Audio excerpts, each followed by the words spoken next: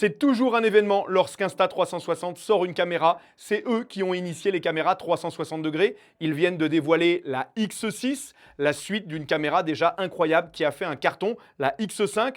On va voir quelles sont les améliorations, si elles sont nombreuses ou si c'est juste un changement d'autocollant. Esthétiquement, il y a un vrai changement qui saute aux yeux dès la réception du produit. Forcément, elle est beaucoup plus compacte. C'est un bouleversement par rapport aux versions précédentes. Plus ça va et plus ça tient dans la poche. Elle est quand même légèrement plus large que le modèle précédent, 5 cm contre 4,6 sur la X5, 10 cm de haut contre 12,5 et 4 cm d'épaisseur contre 3,8 sur le modèle précédent. Le poids de cette Insta360 X6 sur ma balance, 196 grammes contre 200 grammes tout pile pour la X5, c'est presque identique. Elle dispose toujours, mais dans sa seconde version désormais, du remplacement des lentilles. C'est son gros point fort. Vous êtes autonome en cas de rayure pour la remplacer. Les caméras 360 degrés sont très fragiles. Ça se comprend en les observant. Les deux objectifs proéminents, dos à dos, sont exposés forcément. Insta360 annonce que cette seconde version est 300% plus résistante que la précédente. J'ai pas souhaité, pour l'exemple, détruire le matériel, ça coûte de l'argent. J'avais déjà réalisé cette opération sur la X5 pour montrer à quel point le remplacement était rapide, facile et avec une conséquence minime sur la qualité optique une fois remplacée. Rapidement, un petit like pour ceux qui veulent m'aider à booster la vidéo, c'est sympa. Je vous dérange pas plus longtemps, les caractéristiques. Elle filme en 8K sphérique jusqu'à 50 images par seconde dans le mode standard. En mode pure vidéo, pour les images dans des conditions de faible luminosité, ce sera limité à 30 images par seconde. Le traitement et la plage dynamique annoncée à 14 stops et demi ont été améliorés. Ça se remarque si on la compare aux images de la X5, notamment à la tombée du jour. Les formats d'enregistrement proposés sont le INSP, le format propriétaire d'Insta360 que vous devez traiter depuis le logiciel de la marque Insta360 Studio et le MP4.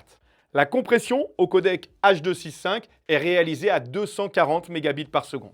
Les profils de colorisation sont nombreux. On a les couleurs standards, la nouveauté, le Dolby Vision qui offre plus de détails avec plus de peps. Il faut le visionner avec des appareils compatibles et le D-Log en 10 bits qu'il faut étalonner. Bien sûr, tous les réglages manuels sont disponibles pour accompagner ces réglages, la vitesse d'obturation, la sensibilité, la balance des blancs, le réglage de l'indice de luminescence et le réglage de la netteté. En 4K sphérique, 360 degrés, donc on pourra monter à 100 images par seconde. J'ai réalisé sur le bord de la rivière un petit slow motion pour vous rendre compte du résultat. Avec deux exports, un export brut, sans post-production, et un autre avec la fonction Color Plus d'activer et le HDR. En mono-objectif, elle peut filmer jusqu'en 5K à 60 images par seconde au format paysage avec un côté très immersif puisque vous choisissez l'angle que vous souhaitez jusqu'à un fauve, l'angle de vue de 7,78 mm, c'est énorme. Là, c'est très intéressant pour les vues en immersion, ça plonge le spectateur avec vous dans la scène. Au format portrait, toujours en mono-objectif, pour vos tournages Insta par exemple, c'est limité à 30 images par seconde. Et jusqu'en 4K, 60 images par seconde avec le mode Free Frame.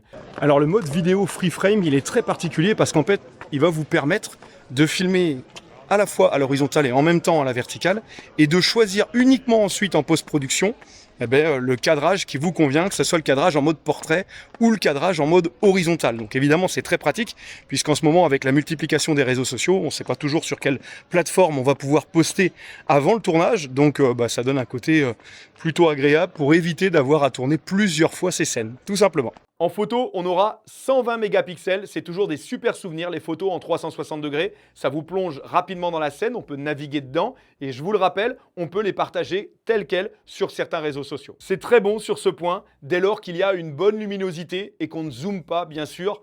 Les formats d'enregistrement seront le format propriétaire, INSP, et le format DNG, le format brut, qui facilitera vos retouches pour les pros. La seule différence qu'on aura ici avec la X5, c'est en condition de faible luminosité. Pour rappel, la X5 dispose de 70 millions de pixels. Dans des conditions de faible luminosité, on réduit toujours la résolution à 30 millions de pixels pour éviter d'avoir une image trop nette, pas naturelle, qui va créer un effet de pixelisation et qui dégradera le résultat. Avec ce mode, on se rend compte que la qualité d'image a nettement été améliorée comparée à la génération précédente avec des performances assez impressionnantes. Le mode de stabilisation, Flow State Stabilization, a lui aussi été amélioré, tout comme le verrouillage de l'horizon. ça se ressent dans des lieux escarpés comme ici, en bord de rivière ou dans les ruelles pavées où les pas sont quand même atténués. Je vous rappelle que de toute façon, en 360 degrés, la scène étant captée dans son intégralité, la stabilisation est toujours plus efficace qu'une caméra d'action standard non stabilisée comme la As Pro 2 par exemple. Un petit message important à ce moment de la vidéo. Il ne s'agit pas d'une vidéo sponsorisée, je ne suis pas payé. Oui, la marque me l'a envoyée depuis plusieurs semaines pour que je vous la présente dans ce test. Ça en reste là, je suis libre et j'y ai passé plusieurs jours. C'est avant tout et toujours ma passion. Si vous voulez que ça dure, un petit pouce bleu pour ceux qui le comprennent et qui m'envoient leur encouragement ou l'utilisation, si vous le souhaitez, des liens affiliés en description pour me soutenir sans que ça ne vous coûte rien. Pour mon job, je pense que beaucoup le savent déjà, je suis dirigeant des centres de formation au métier du drone chez Axial. Vous avez toutes les informations sur axial.fr. On referme la parenthèse. Son autonomie, c'est important. Elle est capable de filmer 140 minutes en 360 degrés en 8K à 30 images par seconde. C'est une donnée constructeur. Sur le terrain, je n'ai jamais manqué d'autonomie, d'autant plus que pour la majorité des tests à Gironde, comme en vélo, j'ai utilisé la perche magique avec sa batterie intégrée. J'y reviendrai dans la description des accessoires. Sa batterie interchangeable fait 2600 mAh. Elle se recharge totalement en 35 minutes. C'est très rapide et 24 minutes pour seulement 80% avec un chargeur adapté au minimum de 30 watts bien sûr. On voit que la batterie a été améliorée par son poids et sa taille plus importante et le système également pour l'insérer a été modifié. Ils ont préféré un système déjà utilisé sur la As Pro 2 plutôt que le système pincé, pas toujours simple pour la retirer, de l'Insta360 X5. Les modes de prise de vue, en plus de la photo, de la vidéo, du mode pure vidéo à la tombée de la nuit, vous avez le time-lapse, le time-shift qui lui est un time-lapse en mouvement, le bullet time pour les plans créatifs, l'enregistrement en boucle pour ne rien rater, le mode route pour l'utiliser comme une dashcam au quotidien, le mode Starlapse pour immortaliser le ciel et le mode intervalle. Le tout en 360 degrés et en mono-objectif. N'oubliez pas qu'une caméra 360 degrés peut être utilisée en action cam classique avec un seul objectif de super qualité jusqu'à une résolution de 5K 60 et 4K 120 images par seconde avec tous les profils de couleurs possibles, le mode HDR activé ou non, le Dolby Vision et avec un fauve incroyable. Ne l'oubliez pas pour vos créations et pour votre choix de matériel. Vous pouvez aussi choisir d'activer un pré-enregistrement. C'est très énergivore, mais ça permet de ne rien rater de 30 secondes à 1 minute. Vous activez a posteriori l'enregistrement classique en appuyant sur le bouton REC, mais en fonction de ce réglage, l'enregistrement aura déjà débuté avant. Côté fonctionnalité, c'est génial avec ce type de caméra. Insta360 sont vraiment précurseurs sur ce point. Ils ont gardé une longueur d'avance. Je ne saurais même pas vous dire le nombre de possibilités qu'il y a pour traiter depuis l'application en post-production sans aucune expérience vos images. Vous pouvez également le faire depuis leur logiciel Insta360 Studio sur Mac ou PC, téléchargeable gratuitement sur leur site internet. Et cerise sur le gâteau, elle dispose d'une nouvelle fonction d'édition automatique par l'IA, appelée réalisateur IA, qu'on retrouve dans le menu. La caméra se charge elle-même de transformer vos plans en vidéos prêtes à partager, sans ordinateur, en interne.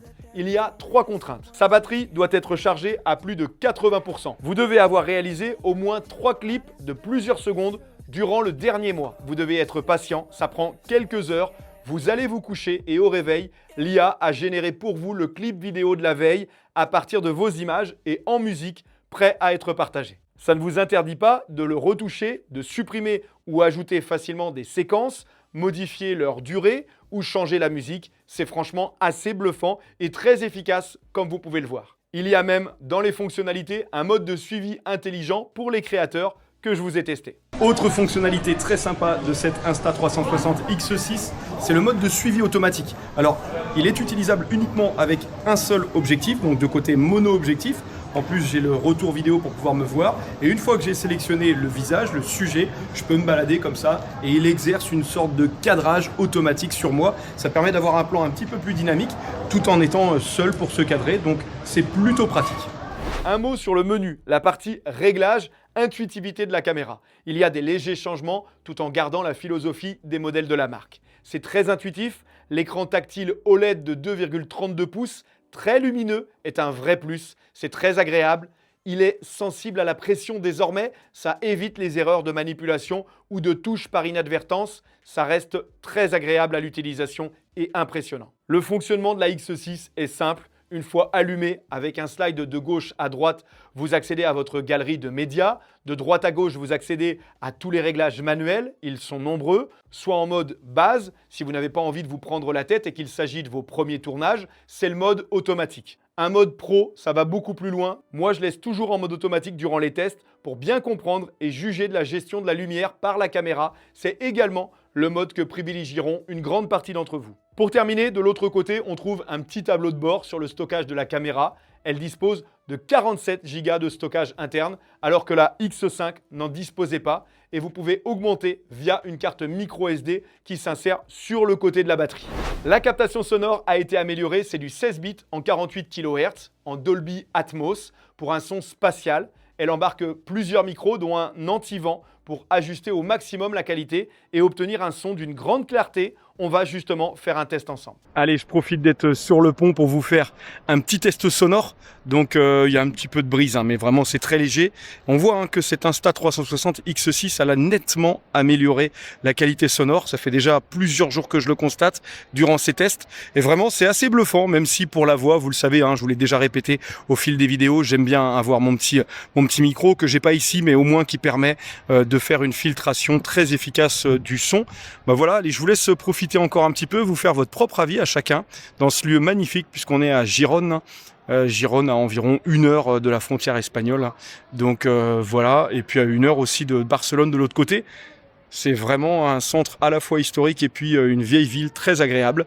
Ça vous permet comme ça de voir de quoi cette caméra est capable pour la captation sonore et puis en même temps pour l'image. Alors en fait, j'avais déjà enregistré un petit test sonore et là je suis en train de faire les plans en vélo que vous allez sûrement voir ou vous avez vu avant. Et je suis en train de me dire, c'est peut-être l'occasion, avec ce qu'il y a ici, il y a un petit peu de bruit de fond, vous refaire un test sonore parce que j'ai écouté le premier test et le deuxième test que j'avais fait. C'est vrai que la voix est assez aiguë quand même. Et mine de rien, pour capter le son, il n'y a rien de tel. Je le redis, je me répète, qu'un petit micro d'accrocher, ça c'est sûr. Ça fait quand même beaucoup mieux le job.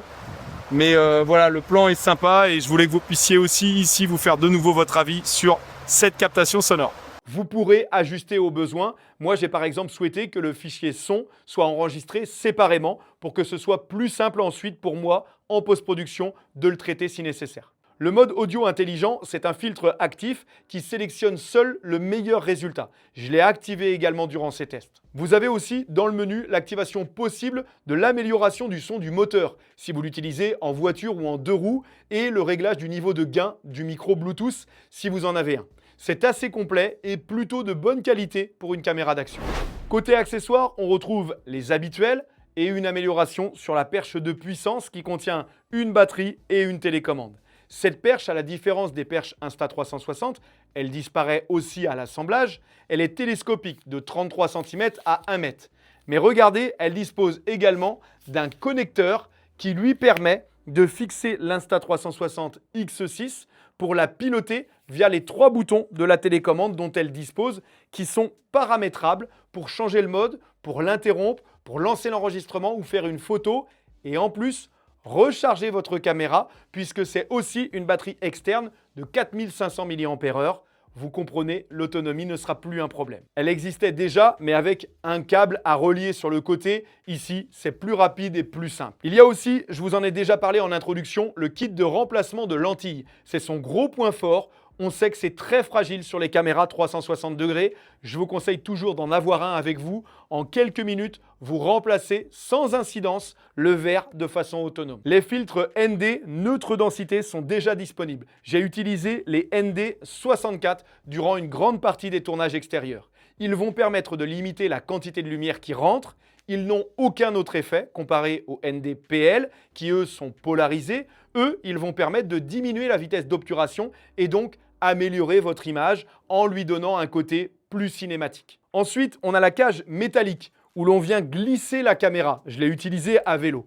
Elle a 2 avantages principaux. Elle va permettre de fixer solidement la caméra à un support avec ses pas de vis standards d'1/4 de pouce et elle va surtout, de par ses dimensions, être totalement transparente une fois l'assemblage, le stitching réalisé. D'ailleurs, pour ne pas que la caméra bouge sur le vélo et la moto, j'utilise la pince dédiée et l'amortisseur de vibration. Vous retrouverez en ligne tous les accessoires compatibles dont les caissons de plongée. La X6 est étanche à 20 mètres. C'est idéal pour l'utiliser au bord de la piscine, proche du bord de mer sans que ça soit intensif. Pensez à activer le traitement de couleur ensuite via l'application pour que ça améliore les couleurs. Le prix, le nerf de la guerre, ça commence à 699 € contre 589 € pour la X5 à son lancement. Vous y trouverez le câble USB-C, une pochette de protection et son chiffon. Vous avez également le pack essentiel qui passe de 699 € au lancement sur la X5 à 799 € avec en plus la batterie Extreme supplémentaire, la perche à selfie de 114 cm, un protège-objectif et le boîtier de charge rapide. Elle est disponible en noir et en coloris blanc. Vous retrouvez tous les liens affiliés, des caméras et des accessoires avec un petit cadeau pour ceux qui sont les premiers. Vous le constaterez dans votre panier si vous utilisez mes liens. Belle mise à jour de la part d'Insta360 qui ne justifiera pas, c'est certain, de switcher vers le nouveau modèle pour les possesseurs de la X5, mais on peut lui retenir 3 avancées majeures selon moi après ces tests. C'est mon ressenti. Premier avantage, la compacité. Elle commence à être très pratique à transporter dans la poche. Sa taille ne sera plus vraiment un sujet, là où le poids mériterait encore d'être diminué. La qualité en basse luminosité et plus globalement dans les ombres, même en journée, sa dynamique annoncée à 14,5 stops est assez impressionnante et se voit. Sa réactivité et sa vitesse d'exécution qui pêchaient peut-être encore sur les autres modèles, je l'ai trouvé très réactive comparé à la X5. C'est beaucoup plus rapide entre 2 photos, d'abord pour la rapidité d'écriture sur le support de stockage et aussi le temps de traitement amélioré, je suppose, et ça se constate également aux retouches et montages depuis l'application. C'est beaucoup plus agréable pour visionner et partager rapidement. Comparée à la X5, elle est mieux sans être une révolution. C'est pas incroyable non plus, surtout et encore sur la netteté. Dès lors qu'on vient chercher les plans souhaités en post-production, recadrer légèrement, l'image se dégrade vite et la netteté qu'on observe sur les plans natifs, notamment depuis l'application, disparaît. Il y a encore une marge de progression, c'est certain, même si, attention, il faut modérer mes propos. On est très loin des modèles antérieurs. C'est à l'heure actuelle, sans prendre trop de risques, la meilleure caméra d'action en 360 degrés du marché, mais aussi et de loin la plus chère. J'ai hâte de voir la réponse de DJI et de réaliser le comparatif. Je répondrai dans les premiers jours aux commentaires rapidement. N'hésitez pas si vous avez des questions. En attendant, abonnez-vous pour ne rien rater si ce n'est pas déjà fait. On se retrouve très vite. Il va y avoir de l'action et des voyages à suivre sur les autres réseaux dans les jours à venir. Je vous ai aussi préparé, c'est assez inhabituel pour que je le précise, des petits reels pour poursuivre cette présentation, ce test et quelques comparaisons. À très vite. Ciao.